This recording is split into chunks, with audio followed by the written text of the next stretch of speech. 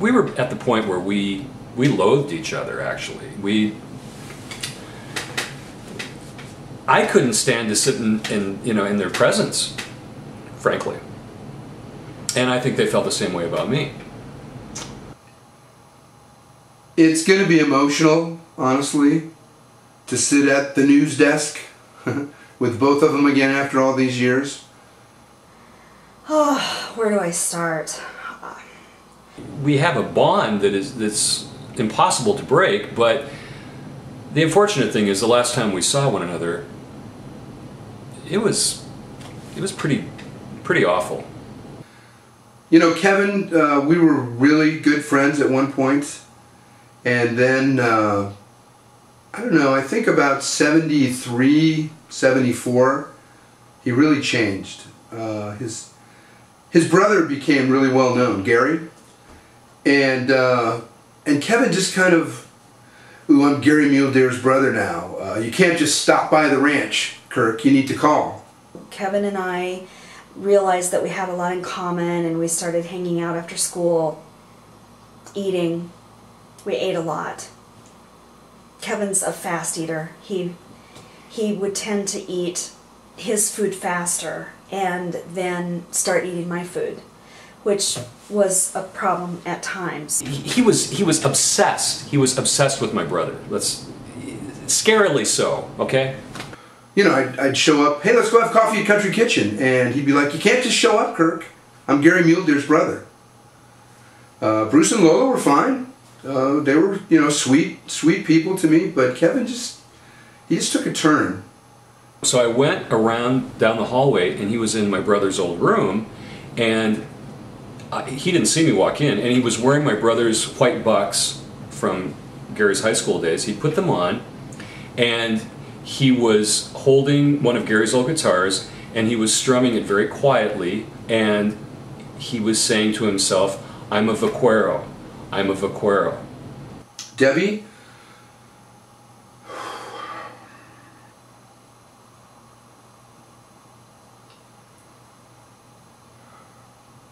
It turned out that Kirk and I had some pretty strong chemistry.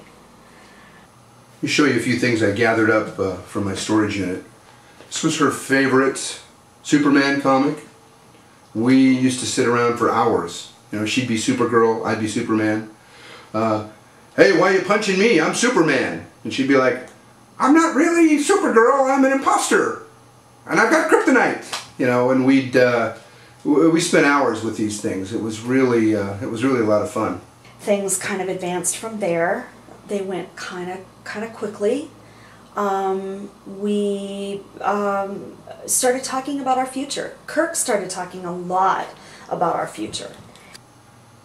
Let me take you back to the front seat of a Karmann Ghia, about 73. When we made plans, it was going to be the two of us running Kelly's. And I don't mean just as like the fry cook. I was going to be, you know, the manager of Kelly's with her. That was our dream. And you know, a lot of promises were made in that Karmann Ghia, I'll tell you. I mean, you know, I can't even begin to remember all the promises that were made in the Karmann Ghia, frankly. Cards she sent me. I've still saved a few of those. Yeah. Hottie. Yeah. Oh, that's actually from Miss Google. That's not one of Debbie's cards. We tried to include Kevin, and we did include Kevin a lot of the time. A lot of the time we included Kevin. Believe me. Oh yeah, we'd go out to Hills Drive-In, and I would drive and they would sit in the back. The first year she went away to college, she came back that summer, and things had changed. You know, the Kelley's thing, well, she actually burned it down, so I wouldn't be able to take over. She was back that weekend, and You know, I never wanted to believe it, but, you know, you didn't hear it from me, but... I want to burn Kelly's down anyway. I mean, you know, why would I never want to be able to have those fries again? It's just ridiculous. I would never do that. Plus, I would never want to hurt my brother that way. I really kind of pulled back from both of them at that point. Kirk didn't get to become general manager, which I took, you know, a little bit of delight in knowing. But anyway, that's what happened, and then, you know, here we are all these years later, and but we had done this news program a long time ago, and the idea was sort of hatched to do another news program, and I guess after 33 years we probably can get together and do this. You know, in Debbie's case, she's going to be right there, and I don't know how I'm going to react, honestly. You know, I am able to get within 100 feet of her now, which I wasn't able to for, you know, most of the 80s and 90s. That's all been taken care of, so no worries there. But, you know, I sense a little jealousy, perhaps, from both of them. You know, I basically look the same after 30 years, you know, so...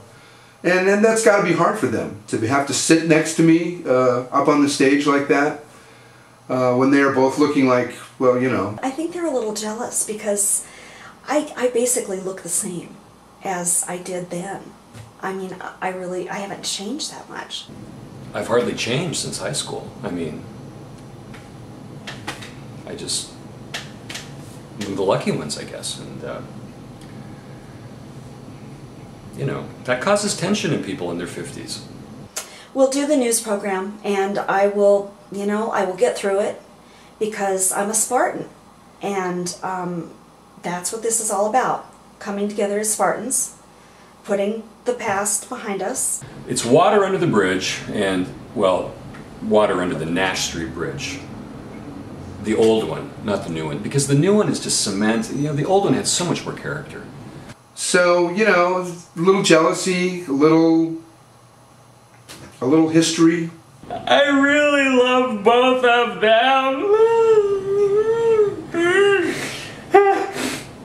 Spearfish, we honor you, and to the end. We'll fight for you, read the news for you, and keep our colors flying high, high, high, high.